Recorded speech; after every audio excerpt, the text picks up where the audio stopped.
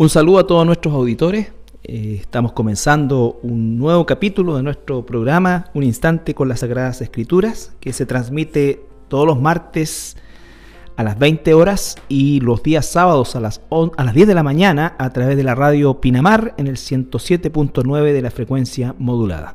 Un saludo a mi hermano Andrés. ¿Cómo estás, Andrés?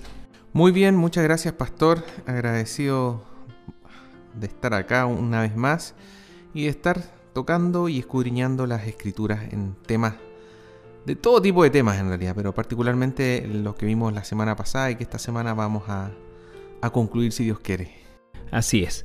Bueno, les recordamos a todos nuestros auditores que estamos estudiando el capítulo 6 del Evangelio de Mateo y es lo que se llama el Sermón del Monte y que es una enseñanza muy profunda y diversa que el Señor Jesucristo hace, ¿no es cierto?, a una gran multitud de personas que lo está escuchando, y ha tocado distintos tópicos, todos ellos, por supuesto, absolutamente vigentes.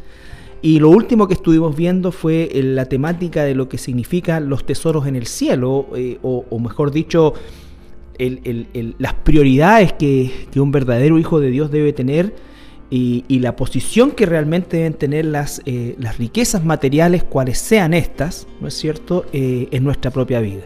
Quizá usted nos dirá, no tenemos riqueza, o muy poco de los que estamos aquí, sobre todo en nuestro país, ¿no es cierto?, donde hay una concentración de la riqueza.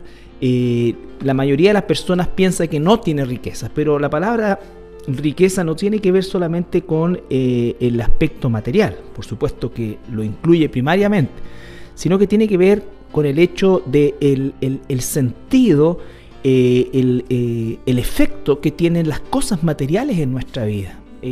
Nosotros vivimos dentro de una cultura materialista, estamos insertos en esta cultura, no solamente acá, en todas partes. Una de las cosas que ha hecho la globalización es que todos estos aspectos negativos de las culturas occidentales desarrolladas de alguna manera se han extendido a todas partes del mundo por igual. Entonces, ¿cuál es realmente nuestra posición frente a esto y cómo es que nosotros interactuamos con lo material? Así es. Repasemos una vez más los versículos, Carlito. ¿Cómo no? En el libro de Mateo, capítulo 6, versículos 19 al 21. Dice así: no os hagáis tesoros en la tierra, donde la polilla y el orín corrompen y donde ladrones minan y hurtan, sino haceos tesoros en el cielo, donde ni la polilla ni el orín corrompen y donde ladrones no minan ni hurtan, porque donde está vuestro tesoro, allí estará también vuestro corazón. Bueno, la semana pasada vimos varios temas. Partimos viendo, ¿cierto?, que dentro del primer versículo donde dice no os hagáis tesoro de la tierra, hay una palabra en griego que es humin, que quiere decir a vosotros o para ti mismo. Es decir, no hagáis tesoro en la tierra para ti mismo, con fines egoístas, por así decir, que ya ahí nos está dando un poquitito la luz a qué es lo que quiere llegar Jesucristo con su enseñanza. Y luego vimos en el versículo 21, ¿cierto?, donde dice porque donde esté vuestro tesoro, allí estará también vuestro corazón. Y comentábamos que en realidad lo que al Señor le interesa no es el dinero en sí, sino es cuál es nuestra relación con el dinero, que es lo más importante. El dinero, conversábamos también que es como una herramienta, es decir, es un medio para lograr un fin. No es algo bueno ni es algo malo en sí, no tiene una moralidad asociada. El dinero no es malo ni tampoco es bueno. Es un medio para conseguir un fin, es una herramienta, por así decir. Y por lo tanto, es ahí donde el Señor quiere trabajar con nosotros. ¿Cuál es nuestra relación con el dinero? ¿Qué es lo que está en mi corazón? Dice, donde esté vuestro tesoro, allí estará también vuestro corazón. Por lo tanto, ¿dónde está nuestro corazón? ¿Está nuestro corazón colocado en el dinero? ¿Están nuestras esperanzas colocadas en el dinero o no? ¿Dónde está colocado nuestro corazón? Vimos también el tema de los tesoros, que dice, no os hagáis tesoros en la tierra, y después el versículo 20 dice, sino haceos tesoros en el cielo. Y estuvimos leyendo varios versículos, digamos, y uno de los versículos que nos llamó la atención, ¿cierto?, nos explicaba qué era esto de hacer tesoros en el cielo. Y eventualmente llegamos, ¿cierto?, a la deducción de que hacer tesoros en el cielo, en el fondo, es dar dinero a los pobres. Es hacer lo que algunos versículos antes aparece en el Sermón del Monte, ¿cierto?, que es cuando nosotros damos limosna, cuando damos a los pobres, que no lo debemos dar de manera ostentosa, llamando la atención, sino que hacerlo en secreto, dice, ¿cierto? Debemos dar en secreto porque cuando damos en secreto, nuestro Padre, que ve en lo secreto, nos recompensará en público. Nos recompensará en público, exactamente. Bueno, es una temática bien extensa, pero tal como dices tú, la podemos reducir drásticamente y efectivamente a un tema que tiene que ver con el uso del dinero, ¿no es cierto? Porque gran parte de nosotros, los chilenos normales, quizás habrá un porcentaje que tendrá una vivienda, un vehículo, pero también gran parte de quienes tienen una propiedad o un vehículo son deudores de eso, están pagando ese vehículo. Entonces no hablamos de riqueza en el sentido de lo que es la opulencia material, sino que del manejo de lo que habitualmente nosotros recibimos, ¿no es cierto?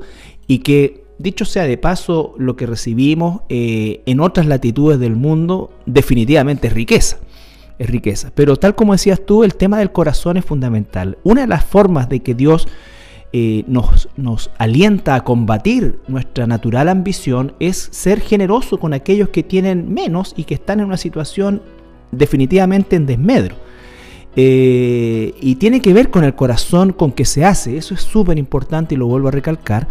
Porque muchas personas pueden, y la Biblia muestra también, personas que daban por el hecho de recibir ellos la gloria, recibir ellos el reconocimiento y recibir ellos, ¿no es cierto?, sobre todo los beneficios de tener de ser honrados por la gente. Entonces el Señor no actúa de esa manera. De hecho, cada vez que el Señor incluso hacía un milagro, su llamado al que recibía el milagro era siempre que guardara silencio, fuera discreto y no que lo divulgara de una manera, ¿no es cierto?, que popularizara aún más la vida de Jesús. Ahora, dice que nosotros hacemos tesoros en el cielo, teniendo, por supuesto, porque también habla de tesoros, o sea que estamos hablando de riqueza, tenemos herramientas para que nuestro tesoro celestial efectivamente pueda acrecentarse en un lugar donde dice claramente que no va a ser destruido, no va a ser corrompido. Pero cuando usted piense en riqueza celestial, tiene que sacar de su cabeza o el error que muchos cometen de homologar la riqueza mundana, humana, de lo que es la riqueza espiritual. En el cielo el oro se usa para hacer calle, por ejemplo. Entonces tiene que usted sacarse, no tiene que humanizar, porque es riquezas en el cielo. No tiene que usted homologar lo que entiende por riquezas en el mundo, ¿no es cierto?, con lo que es la riqueza en el cielo. El Señor, de hecho, dice: hay cosas que ojos no han visto, que oídos no han escuchado, ¿no es cierto?, ni han subido al corazón de hombre, son las que Dios tiene preparada para los que le aman. Entonces es una cosa que va totalmente distinta y tiene que ser absolutamente espiritual. Absolutamente espiritual. Entonces, ¿por qué? Porque no se trata esto de fomentar también la ambición de juntar buenas obras, ¿no es cierto?, para tener riquezas en el cielo, sino que son riquezas desde el punto de vista que son cosas que vamos a recibir que tienen valor. Ahora, ¿qué valor? Obviamente no es el mismo valor, como dices tú, que lo que en la tierra sería el dinero, el oro, la plata, etcétera, digamos, a lo que vamos a recibir allá. ¿Qué cosas son en específico? Tampoco las podemos saber de manera tan clara y tan específica, pero si creemos en Dios debemos decir, bueno, si el Señor nos promete esa riqueza, obviamente, y si Él mismo nos está aconsejando, debemos hacerle caso. Es en el libro de Lucas, capítulo 12, versículo 33, donde se nos aclara el tema este de hacer tesoros en los cielos. Dice: vended lo que poseéis y dad limosna. Haceos bolsas que no se envejezcan, tesoro en los cielos que no se agote, donde ladrón no llega ni polilla destruye. Entonces se refiere, ¿cierto?, a dar limosna, dar a aquellos quienes lo necesiten, dar a los pobres. Un corazón dador. Un corazón dador. Otro aspecto que vimos también la semana pasada que fue muy interesante aparece en Proverbios, Antiguo Testamento, capítulo 19, versículo 17, que dice: a Jehová presta el que da al pobre, y el bien que ha hecho se lo volverá a pagar. Es decir, cuando nosotros le damos al pobre, es como si le estuviéramos prestando dinero, por así decir, a Jehová. Y en el Nuevo Testamento el Señor Jesucristo nos dice en Mateo 25, ¿cierto? Porque tuve hambre y no me diste de comer, tuve sed, no me diste de beber, fui forastero y no me recogiste. Y por otro lado, más adelante, dice...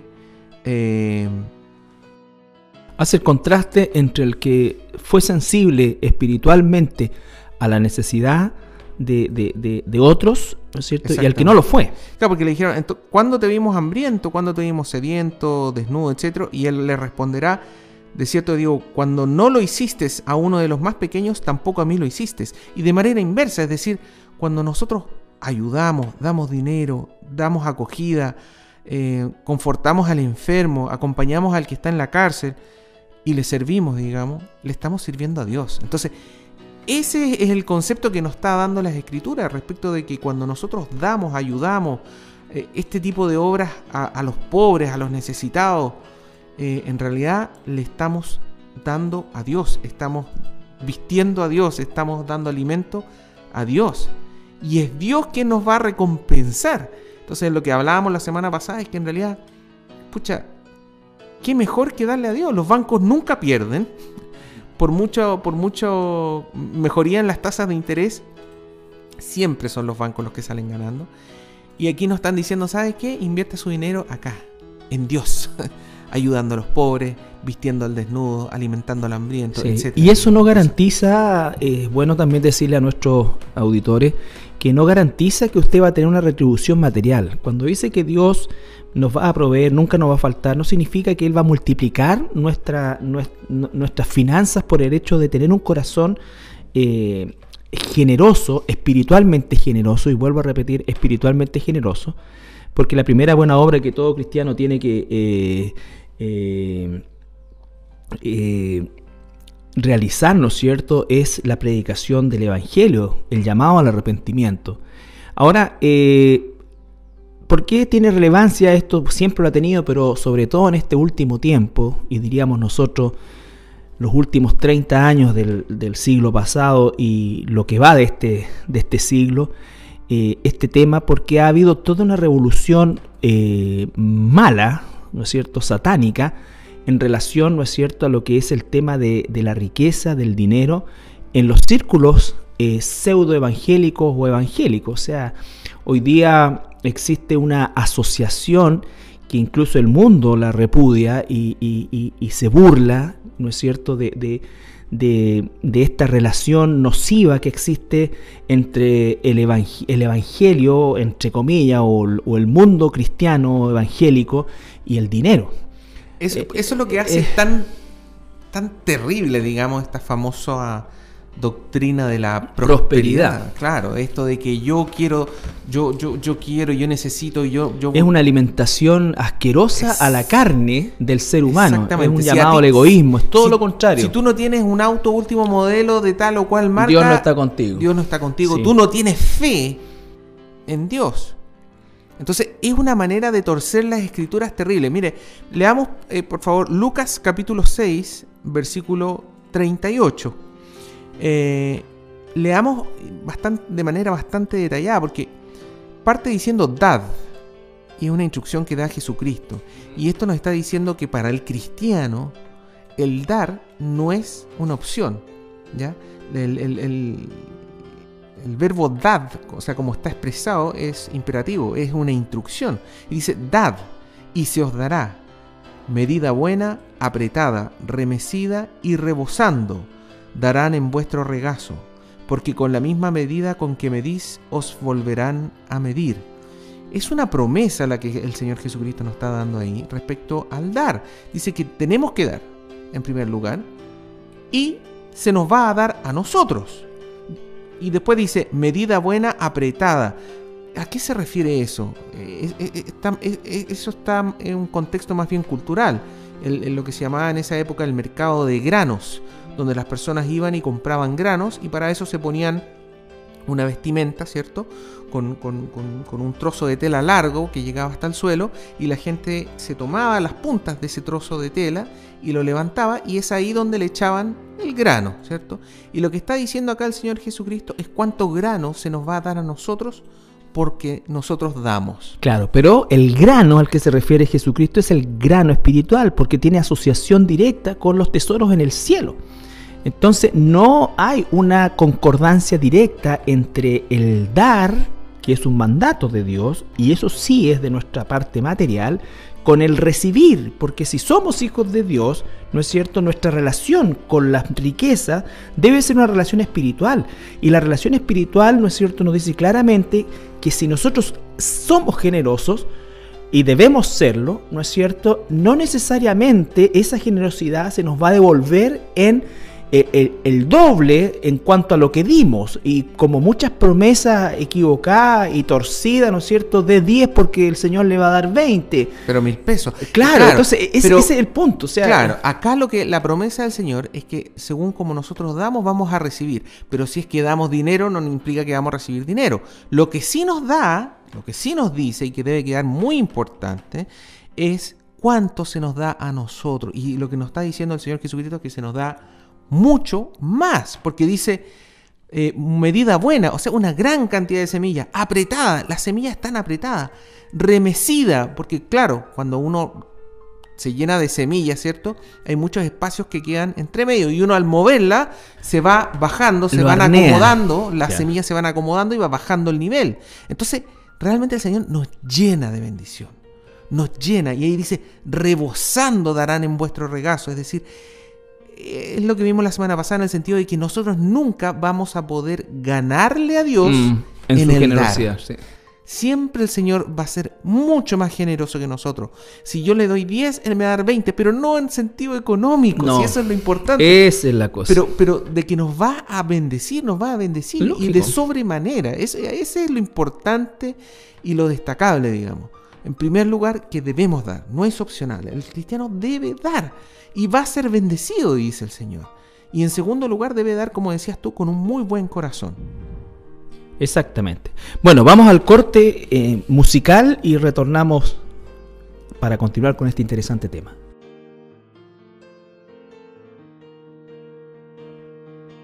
Bien, estamos de regreso después de esta linda canción, esta linda alabanza que pertenece al repertorio de nuestra iglesia, que usted puede encontrar en nuestra página web y descargar gratuitamente y disfrutarla, ¿no es cierto?, en su iPad. Bueno, justamente con el tema del dinero. O iPhone. Tanto dinero asociado a la industria de la música. Y ese es otro tema que da para largo. Horrible, no me hagas hablar, Andrés, por favor. Bueno, es importante saber que en la Escritura también, en el Nuevo Testamento, hay muchos versículos que además nos dicen a nosotros respecto a cómo debemos dar. Ya sabemos que un cristiano debe dar, sabemos que debe dar con un corazón alegre, ¿cierto? Eso también lo vamos a repasar. Y que no tiene que ver esta retribución con aspectos económicos, que es lo que desgraciadamente se ve mucho en tantas iglesias que mantienen esta doctrina de la prosperidad. Sí, bueno, yo creo que ya debemos empezar a llamar las cosas como son. Estas iglesias no son iglesias, son sectas, verdaderas sectas, donde se promueve cualquier doctrina que tiene algunos pincelazos de Biblia, pero sí es bueno también recalcar que aún en esos lugares hay ovejas de Dios que están que lo único que quieren es el agua de la vida, que es la palabra de Dios, y que a su tiempo también el Señor las va a sacar de ahí. Pero todos estos movimientos parabíblicos finalmente no son bíblicos, y si no son bíblicos no vienen de Dios. vienen del padre de la mentira, del autor del engaño, del artista del engaño, que es Satanás, ¿no es cierto? Y lo que busca justamente es que el evangelio sea no solamente corrompido, sino, como dice el libro de Romanos, el nombre de Jesucristo sea pisoteado. Realmente es una situación terrible y, como dije, permea todo lo que es las últimas décadas de los movimientos y del crecimiento entre comillas del evangelio, porque no es un crecimiento del evangelio, en crecimiento de personas que están dentro de estos círculos, dentro de estas verdaderas sectas, donde se hace toda una apología del dinero, y que se conmuta o se llega a colocar, ¿no es cierto?, el bienestar material como una señal inequívoca de que Dios está actuando en esa persona o en esa familia.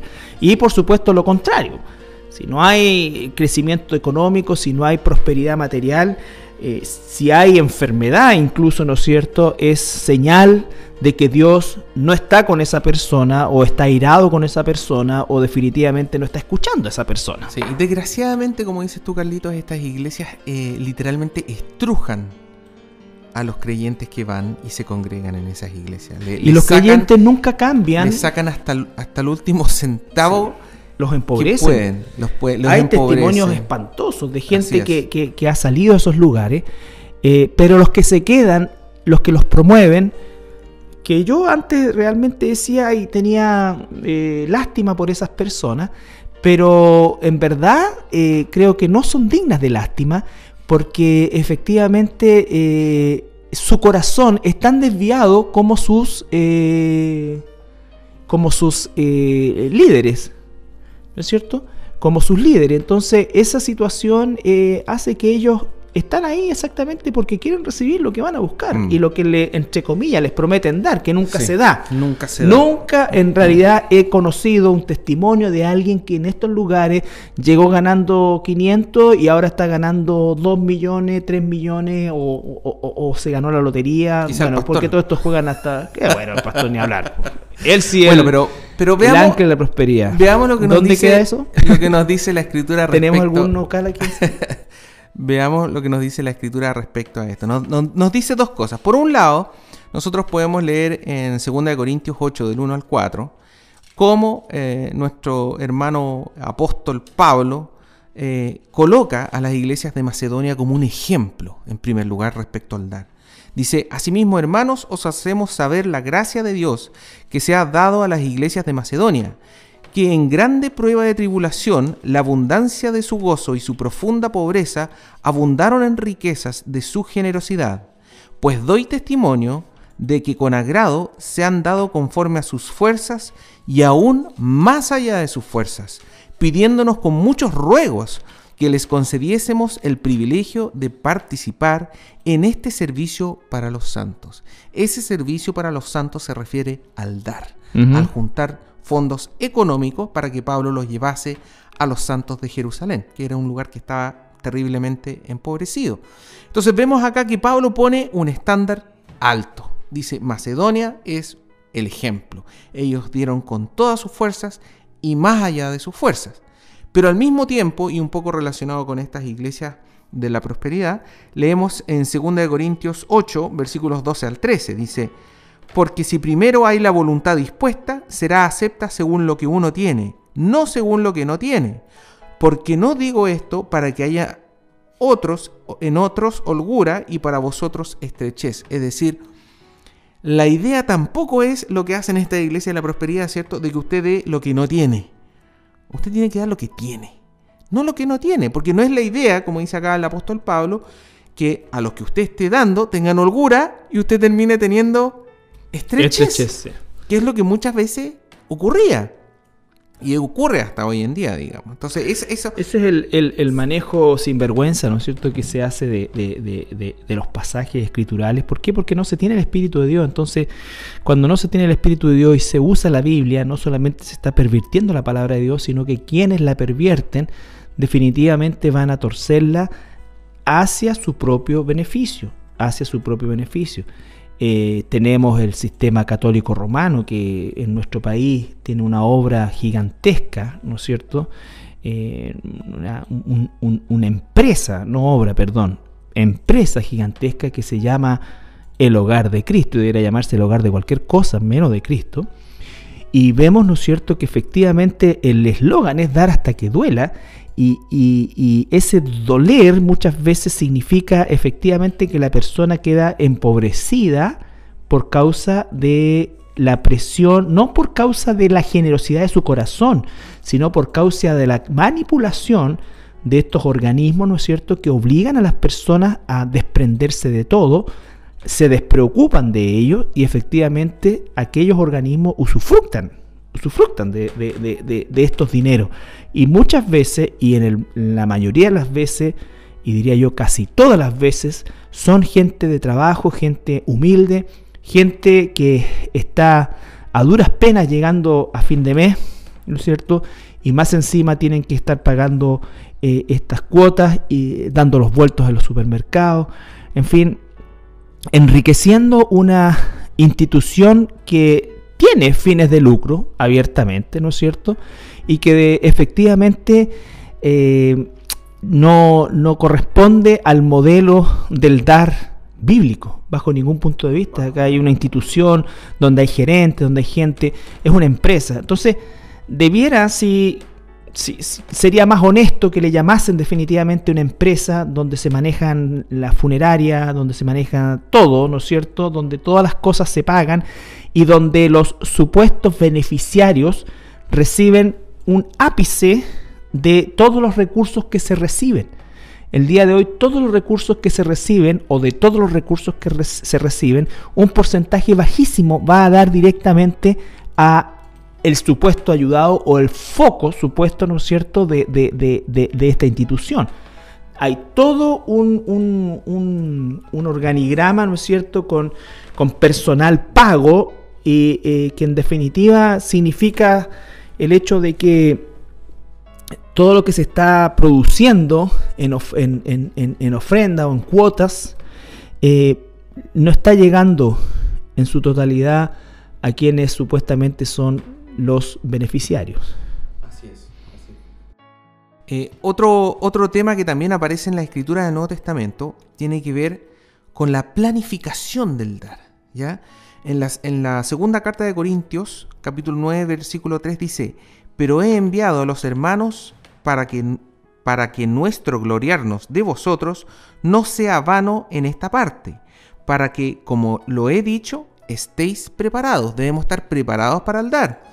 Y en 1 Corintios 16, 1 al 2 dice: en cuanto a la ofrenda para los santos, haced vosotros también de la manera que ordené en las iglesias de Galacia. O sea, la misma instrucción que había dado Pablo a las iglesias de Galacia. Cada primer día de la semana, cada uno de vosotros ponga aparte algo, según haya prosperado, guardándolo para que cuando yo llegue, no se recojan entonces ofrendas. Es decir, yo no puedo estar, si yo sé que debo dar una ofrenda para la iglesia o alguna ayuda para alguien que yo sé que mes a mes necesita, no puedo llegar a última hora y ver, a ver cuánto me sobró, me meto la mano al bolsillo, a ver cuánto tengo por aquí, unos vueltos, unos sencillos.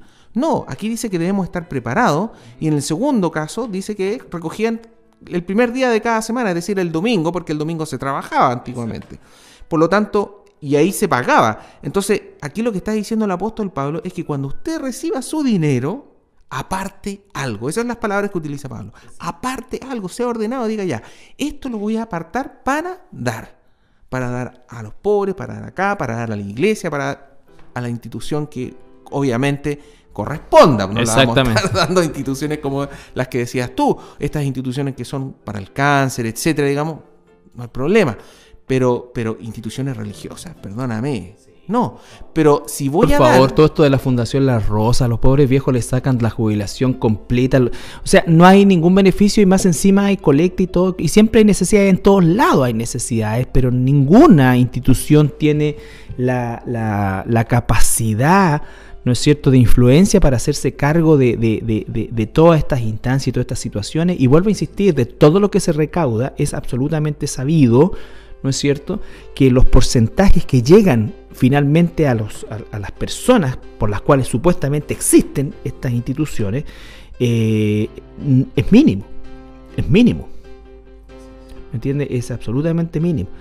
Entonces, todo esto, hermanos, es porque nosotros queremos transmitir a través de este programa el hecho de que, tal como decía nuestro hermano Andrés, el dinero es amoral, el dinero es una herramienta, y el amor al dinero, dice la Escritura, es lo que en definitiva pervierte la mente del ser humano, y que nosotros como cristianos debemos tener una relación bíblica con el dinero, una relación bíblica con las riquezas, una relación bíblica con las posesiones materiales, tener una concepción siempre de extranjero y peregrino y no de algo como permanente, porque nuestra estancia en este mundo está limitada. Es limitada, no sabemos cuánto tiempo vamos a estar.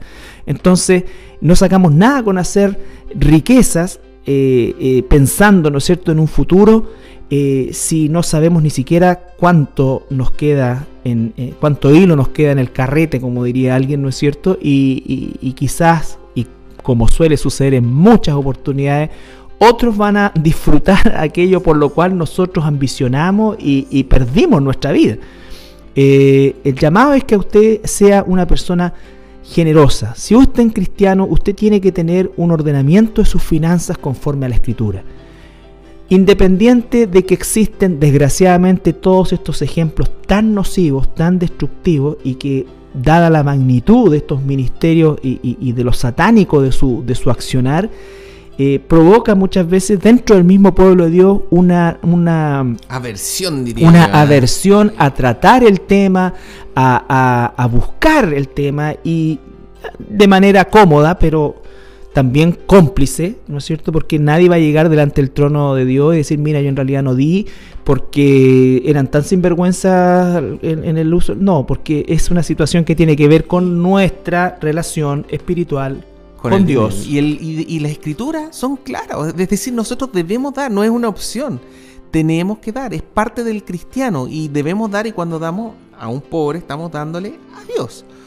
El siguiente aspecto es muy importante. En 2 Corintios 9:7 dice que nosotros debemos dar, cada uno debe dar como propuso en su corazón, dice. Y la segunda parte dice, no con tristeza ni por necesidad, porque Dios ama al dador alegre. No ama al dador que le duele dar. Si a usted le duele dar, sabe que no dé nada. Exactamente, o sea, ese es el tema. No solamente es el decir, cuánto, si le duele dar, yo creo que no es cristiano. Es el tema del cómo. ¿Qué hay en su corazón? Por eso el Señor lo que busca es justamente lo que aparece acá. 2 Corintios 9:7. ¿Cómo yo debo dar? Debo dar como yo propongo en mi corazón. ¿Cuánto debo dar? Debo dar lo que propongo en mi corazón. Pero lo que dé, sea lo que dé, debe ser con alegría. No con tristeza, ni por necesidad, con alegría. ¿Por qué? Porque Dios ama al dador alegre. Ahora, ¿cuánto debo dar? Aquí tenemos el ejemplo de Macedonia por un lado, y por el otro lado me está diciendo, pero no es la idea que ustedes estén apretados y a quienes ustedes estén dando estén holgados. O sea, nuevamente la Escritura nos lleva a este equilibrio, no tibieza, como dices tú, Carlito, este equilibrio cristiano que nos da un extremo y podemos ver el otro extremo, y el cristiano debe estar en el medio. Exactamente. No se trata de quedar en la pobreza dando todo, ni se trata tampoco de decir no voy a dar nada porque son todos unos sinvergüenza. Si voy a dar a una institución, bueno, voy a tener que darme la pega de averiguar sobre esa institución, po.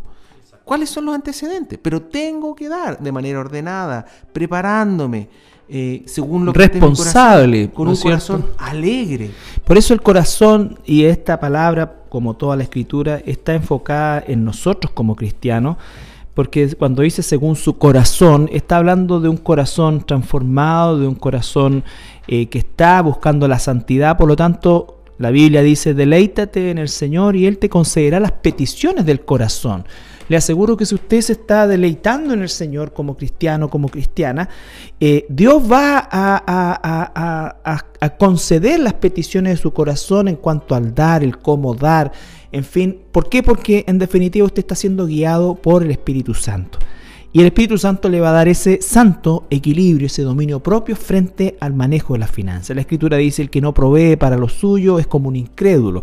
Significa que no por causa de las instituciones o de la iglesia o de lo que sea, yo no puedo quedar en una condición en que no proveo para los míos, para mi familia. Eso es absolutamente antibíblico. No es así. Si estoy casado y con hijos, no puedo llegar y vender todo y dárselo a los pobres. Como le dijo Jesucristo al rico, el rico no puede haber tenido familia, porque si tenía familia, su deber era sustentar a su familia en primer lugar. Exactamente. Pero ese es otro punto interesante, Carlito, porque también en la Escritura, en 2 Corintios 8 y 1 Corintios 9, podemos leer cuál debiera ser el destino de este dinero. Así es. 2 Corintios 8:4 dice, pidiéndonos con muchos ruegos que les concediésemos el privilegio de participar en este servicio para los santos. Es decir, el primer lugar para quien debemos dar dinero es para los santos, es decir, para nuestros hermanos en Cristo que tienen necesidad, como era en este caso los de la ciudad de Jerusalén, que estaban literalmente en la ruina, es decir, estaban todos vendiendo sus terrenos, tratando de compartir el dinero entre todos, pero había mucha gente que había llegado ahí producto de la fiesta de Pentecostés, habían llegado de muchas naciones y se encontraron con el Evangelio de Jesucristo, se hicieron hijos de Dios y ahora no tenían a dónde llegar. O sea, no podían regresar a su ciudad donde había la iglesia de la Odisea, la iglesia que aparecen después, digamos. No existían en ese momento. Por lo tanto, muchos de ellos se quedaron ahí y no tenían con qué vivir. ¿Ya? Entonces, en primer lugar, los santos.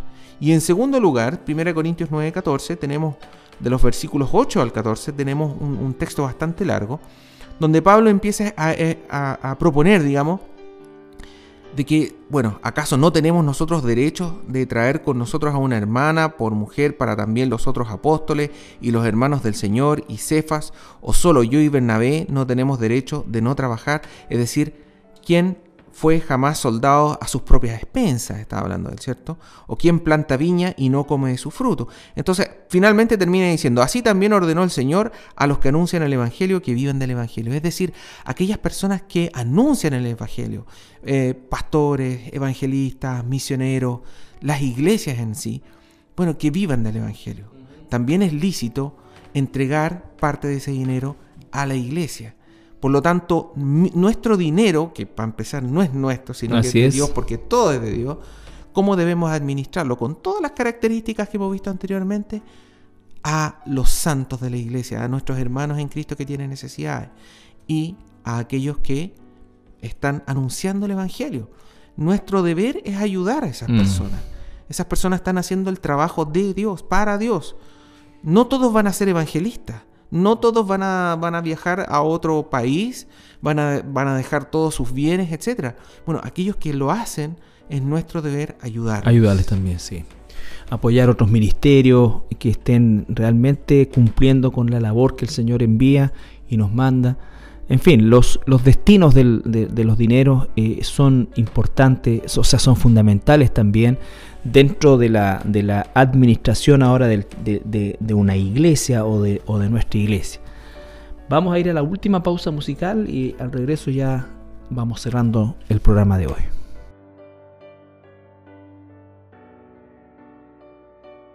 Bien, entramos al último bloque ya de nuestro programa del día de hoy y yo quería leer un pasaje en 1 de Pedro en el capítulo 2, versículo 11 y 12, donde nos dice el Señor: amados, yo os ruego como extranjeros y peregrinos que os abstengáis de los deseos carnales que batallan contra el alma.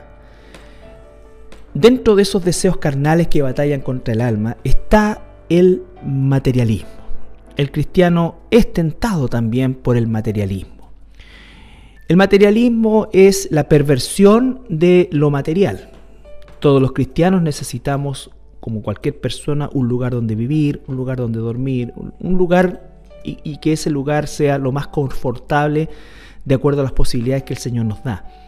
Pero otra cosa es el hecho de que nosotros nos empeñemos, y espero transmitirlo lo más correctamente posible, ¿no es cierto? Nos empeñemos en todo lo que implica el tratar, ¿no es cierto?, de estar siempre en una carrera desenfrenada por las cosas, ¿no es cierto? El afanarnos. Logré tener un vehículo, ¿no es cierto? Y ahora quiero otra casa, en fin, lo que sea. Porque es natural que eso vaya a ocurrir. Y la mayoría de nosotros como cristianos, probablemente si queremos optar a un cambio en algo material, vamos a entrar a endeudarnos. endeudarnos, digamos, y debemos tener cuidado con eso, porque efectivamente somos extranjeros y peregrinos. Es decir, la idea de esto es que es una especie como de campamento que levantamos rápidamente, ¿no es cierto? O que en cualquier momento, mejor dicho, va a ser levantado, ¿no es cierto? Entonces, cuando estamos en un campamento, tratamos nosotros de tener, por supuesto, la mayor comodidad posible dentro, pero es un campamento. Sabemos que es limitado, que es por un tiempo limitado, que no vamos a tener todas las cosas que nosotros pensamos, y de alguna manera nuestras casas, nuestros hogares, y por favor, esto no significa que no lo arreglemos, no compremos un buen refrigerador. Lo que estoy hablando yo es cuando ya nosotros de alguna manera estamos obsesionados con el cambio de cosas. Por ejemplo, te voy a decir una cosa, nosotros vivimos el Mundial de Fútbol meses atrás, ¿no es cierto?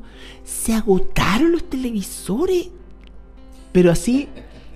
En todas partes no habían televisores, y te aseguro que todos los que compraron televisores ya tenían televisores y tenían a lo mejor buenos televisores, pero a eso me refiero, o sea, esa locura de ir tras todo esto, porque efectivamente nosotros vamos a ser constantes. Ya a mí me llama la atención, por ejemplo, hoy día escuchaba al ministro de Economía que fueron a varios liceos y están enseñándoles a ahorrar a los niños. Por otro lado, tras cartón, una noticia de invertir en esto, en comprarse esto, el iPhone 6, todas estas cosas así. Entonces, por un lado están tratando de enseñar a ahorrar, pero por otro lado están impulsando al gasto. Bueno, esa es la tarea que todo cristiano debe hacer, Carlito, que al momento de hacer cualquier tipo de compra grande, una inversión, debe parar y debe cuestionarse y debe decir, esto es debe algo, sentarse a calcular. Y debe decir, ¿esto es algo que realmente necesito o es un afán mío? ¿Es algo que me tiene obsesionado o algo que realmente es útil, me puede servir, yo necesito? Debo cuestionarme por respecto a eso. Y por otro lado, tengo el tema del dar. Que debo dar, o sea, claro. ¿O acaso debiera dar? Es que, como dices tú, no es un extremo ni es otro, como dice la Escritura, no es un extremo ni otro. No se trata de vivir en la pobreza ni se trata de vivir en el lujo. Correcto. Aquí se trata... Yo no quiero cuestionar lo que la gente da, pero yo soy pastor, voy a cumplir ahora el 9 de octubre 20 años, por si alguien quiere traerme un regalo. Pero en este tiempo uno ve cosas, ¿no es cierto? Y efectivamente tú no puedes... Sí, pues no se condice el tener un vehículo de 20 millones de pesos y dar 10 lucas. O sea, eso es un insulto. ¿Me entiendes? Un insulto. O sea, está mal. O sea, algo anda mal en esa persona, así se llama cristiano. No estoy en contra de que tenga un vehículo de 20 millones. Lo que estoy en contra es de la tacañería hacia las cosas de Dios. O sea, entonces cuando dice... según su corazón. Exactamente. Bueno, pero es que ahí está el tema del corazón. Pues, donde está su riqueza. Entonces tiene que haber un equilibrio. El corazón. Yo no estoy diciendo que las personas, si Dios le ha dado la posibilidad, ¿no es cierto?, de tener un ingreso, recursos, todo esto, sea igual de generoso con otros, con la iglesia, con los necesitados. Bueno, ese es el tema de lo que hemos estado hablando, el tema del corazón. ¿Qué es lo que hay en el corazón? Yo debo autoevaluar mi dar, cada uno debe evaluar su dar, qué es lo que hay en su corazón. Nosotros no estamos para juzgar, por así decir, el corazón de la gente. Pero cada uno tiene que sentarse, porque uno le hace el kit, el fruto lo muestra también. O sea, pues te digo yo, estoy hablando con conocimiento de causa. Y por otro lado, tampoco es un tema estático. Es decir, este tema de cada uno de como propuso en su corazón, cada cristiano, realmente hijo de Dios, cristiano, va a variar su corazón. Sí. Ese proponer en su corazón va a variar. Nuestra relación con el dinero no es algo estático. El Señor va trabajando con nosotros. El Señor, a través de los años que uno va caminando, como dice acá, este camino que nosotros vivimos en este mundo, que no es nuestro mundo porque no somos de este mundo, ¿cierto? Somos extranjeros y peregrinos, estamos pasando por acá nomás. También el Señor trabaja con nosotros y nos va cambiando nuestro corazón respecto a nuestra relación con el dinero. Entonces, también es un tema permanente. A la gente le carga, y a mí también, a todo el mundo le carga el tema del dinero. Es algo que por naturaleza nos incomoda, porque nos pone los puntos sobre las íes. y por lo tanto no es algo que yo diga, ya, voy a dar tanto y chao, se acabó. No, es un trabajo permanente. Permanente, exactamente. Permanente. Bueno, estamos llegando ya al final del programa de hoy. Queremos agradecerle su sintonía. Esperamos que esta conversación se le haya hecho amena y por sobre todas las cosas que usted escudriñe la Escritura en relación a este punto que es capital dentro de nuestra vida espiritual. No podemos soslayarlo, no podemos ni debemos soslayarlo. Entonces le invitamos a que usted pueda revisar los mismos versículos que se le han dado acá y por supuesto profundizar aún más dentro de lo que es la realidad de su relación con el dinero, específicamente con el dinero. ¿Por qué? Porque efectivamente el llamado de nuestro Padre Celestial es hacer tesoros en el cielo. Por lo tanto, escudriñe la Escritura, sepa cómo es que esos tesoros en el cielo son los que realmente Dios está enseñando. Y tenga un corazón generoso. Si es una persona que pertenece a una congregación, evalúe realmente su relación material, económica, de dinero con esa congregación, con a lo mejor algún familiar en situación difícil, complicada, de enfermedad, de necesidad. No necesitamos ir a África para encontrar necesitados. Aquí viven muy cerca de nosotros, y evalúe la situación, ¿no es cierto?, de poder ser también y extender esa generosidad hacia aquellos que más lo necesitan.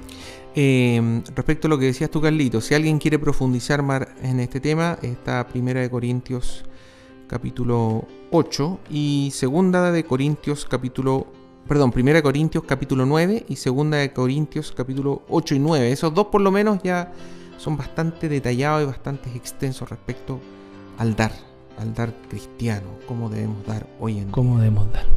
Bien, recordamos también nuestra página en internet. En www.iglesiacristianalaserena.cl. Ahí, como dijo nuestro pastor, podrá encontrar las alabanzas que ha escuchado, así como también estas grabaciones de la radio, como los estudios, los servicios y básicamente toda la información y material que produce nuestra iglesia. Así es, que el Señor le bendiga. Bendiciones.